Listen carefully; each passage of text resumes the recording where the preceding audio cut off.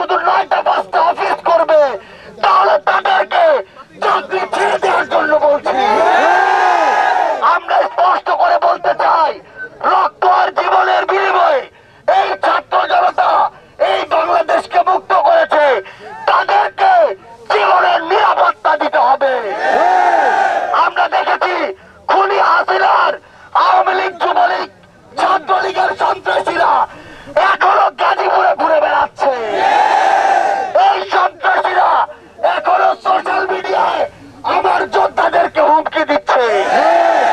এই অন্তর্বর্তীকালীন সরকার, এই স্বরাষ্ট্র মন্ত্রণালয়, এই পুলিশ, এই ইন্টেলিজেন্স যদি আজকে রাতের মধ্যে গতকালকের হামলার সাথে জড়িত ওই খুনিদেরকে গ্রেফতার না করতে পারে, তাহলে আমাদেরকে তাদের বিপক্ষে দাঁড়িয়ে যেতে হবে। আমরা স্পষ্ট করে বলি, বিগত দিন ধরে আমরা গ্রেফতার খেলা দেখতে পাচ্ছি। একদল গ্রেফতার করে 2 দিন পর আদালতে বিচারক নামের কিছু অকল কুষ্পাণ্ড যারা ওই খুনি হাসিনার দোষর, তারা আবার গিয়ে তাদেরকে জামিন দিয়ে দেয়। আমরা স্পষ্ট করে বলি, ওই হাইকোর্ট, সুপ্রিম কোর্ট থেকে শুরু করে প্রত্যেকটা জেলার যত কোর্ট রয়েছে, এই কোর্টগুলো থেকে ওই খুনির দোষর 5টা অযোগ্যদেরকে এখনই অপসারণ করতে হবে। আমরা এই গাজীপুরে দেখেছি ওই কোর্টগুলোতে টাকার বিনিময়ে, বিভিন্ন রকম উপঢৌকনের বিনিময়ে অনেক দাগি আসামিকে জামিন দিয়ে দেওয়া হয়েছে। আমরা এই গাজীপুরের মাটিতে শুধু স্পষ্ট করে একটা কথা বলি, আজকের পর থেকে যদি আওয়ামী লীগ, যুবলীগ, ছাত্রলীগের কোন ক্যাডার আমার কোন ভাইকে হুমকি দেয়, তারপরের দিন তার স্থান হতে হবে জেলখানায়। আমার কোন ভাইয়ের গায়ে যদি একটা দাগ লাগে আর প্রশাসন যদি সেখানে তার কাজ করতে ব্যর্থ হয়, তবে সেই দাগ প্রশাসনের চেয়ারের পর থেকে লাগবে। আমরা স্পষ্ট করে আমাদের জায়গা থেকে আজকে সকালে প্রশাসনের সাথে যে মিটিং ছিল সেখানে বলে এসেছি, এসব গ্রেফতার খেলা বন্ধ করে বাংলাদেশে এই সন্ত্রাসীদেরকে গ্রেফতার করার জন্য নতুন এক অপারেশন চালাতে হবে। এই বাংলাদেশ থেকে সন্ত্রাসীদেরকে ক্লিন করতে হবে। আমরা তাদেরকে বলেছি, এই ক্লিন বাংলাদেশ অপারেশন 2-1 দিনের ওই গ্রেফতার অভিযানের মতো হলে চলবে না। আমরা আগামী কিছুদিনের মধ্যে পুরো বাংলাদেশের সোশ্যাল মিডিয়া থেকে শুরু করে বিভিন্ন জায়গায় গর্ত থেকে বের হয়ে রাজপথে যে সন্ত্রাসীরা মাঝে মাঝে উকি দিচ্ছে, তাদের সবাইকে জেলখানার ভিতরে দেখতে চাই। একটা জিনিস আমরা এই গাজীপুরের রাজপথ থেকে স্পষ্ট করে বলি, বাংলাদেশের কোথাও আমার কোন সহযোদ্ধার গায়ে কেউ হাত দেওয়ার চেষ্টা করলে পুরো বাংলাদেশ নতুন করে আবার জেগে উঠবে। আমরা প্রয়োজনে যেমন ঢাকায় নামতে পারি, আমরা প্রয়োজনে যেমন গাজীপুরে আসতে পারি, আমরা প্রয়োজনে বাংলাদেশের প্রত্যেকটি জেলায় ছড়িয়ে যেতে পারি। আমরা অভ্যুত্থানে দেখিয়েছি এদেশের ছাত্র জনতা সঠিক রাষ্ট্র বিনির্মাণে সামনের দিকে এগিয়ে যাওয়ার জন্য ধৈর্য ধরেছে, কিন্তু ধৈর্যের একটা বাঁধ আছে। এই দেশের প্রশাসন থেকে শুরু করে যারা কাজ করছে, তারা যদি আমাদের ধৈর্যের বাঁধ ভেঙে ফেলে, তাহলে এই বাংলাদেশে নতুন আরেকটি বিপ্লব আপনাদের দেখতে হবে। আমরা স্পষ্ট করে বলছি, গতকালকের হামলায় যে সন্ত্রাসীরা জড়িত ছিল তাদেরকে আজকের মধ্যে গ্রেফতার করতে হবে। ইতিমধ্যে আমাদেরকে স্বরাষ্ট্র মন্ত্রণালয় থেকে জানানো হয়েছে, এখন পর্যন্ত 16 জনকে গ্রেফতার করা হয়েছে এবং তারা আজকের মধ্যে গ্রেফতার এবং সার্বিক ব্যবস্থা সংক্রান্ত সার্বিক বিষয়ে একটি প্রেস ব্রিফিং করবেন। আমরা সেটির অপেক্ষায় আছি।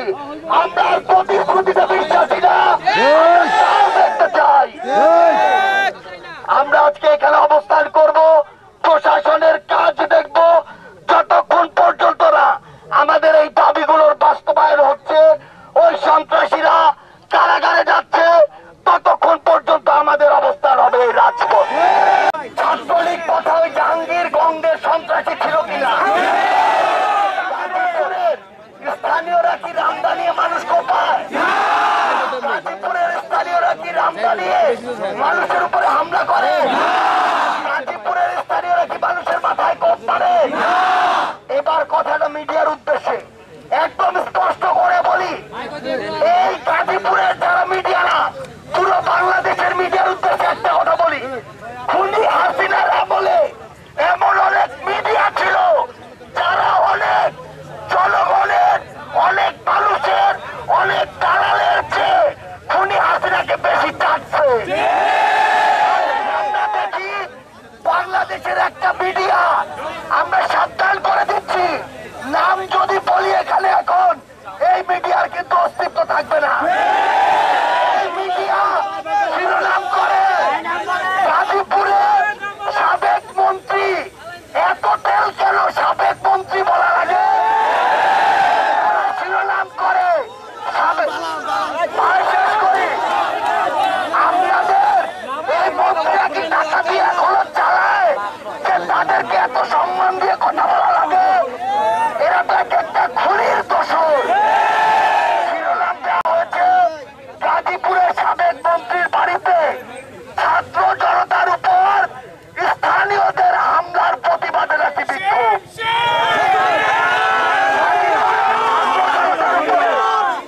গাজীপুরের ছাত্র জনতার উপরে কি স্থানীয়রা হামলা করেছিল?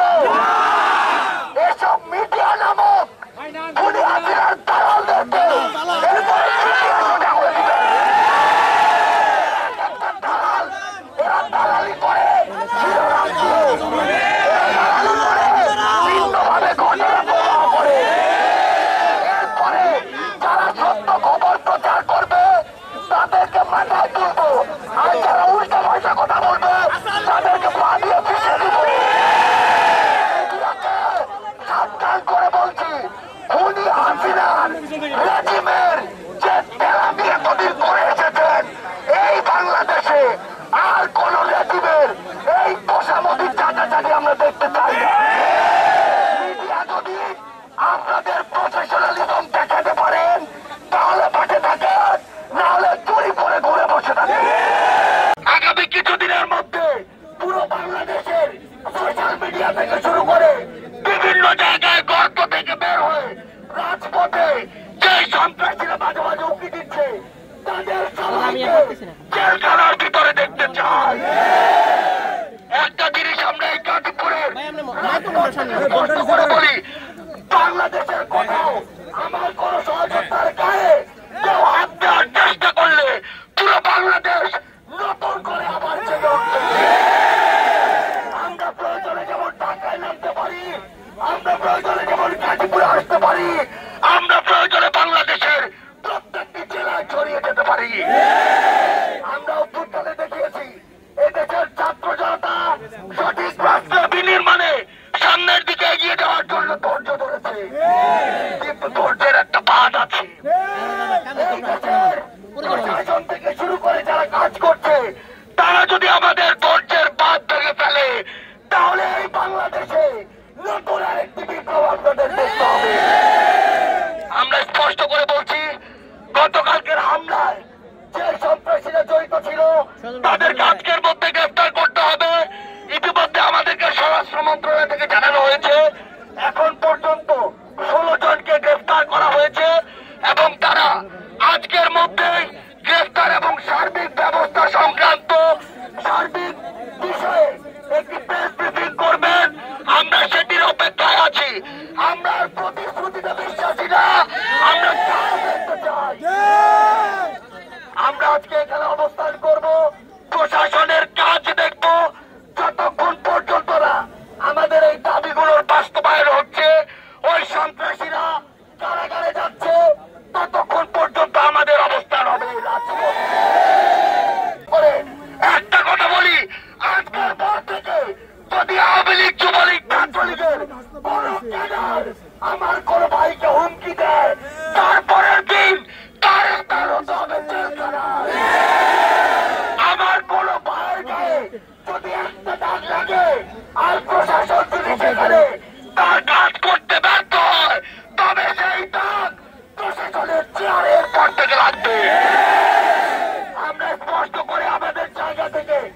আজকে সকালে প্রশাসনের সাথে যে মিটিং ছিল সেখানে বলে এসেছি এসব গ্রেফতার খেলা বন্ধ করে বাংলাদেশে এই সন্ত্রাসীদেরকে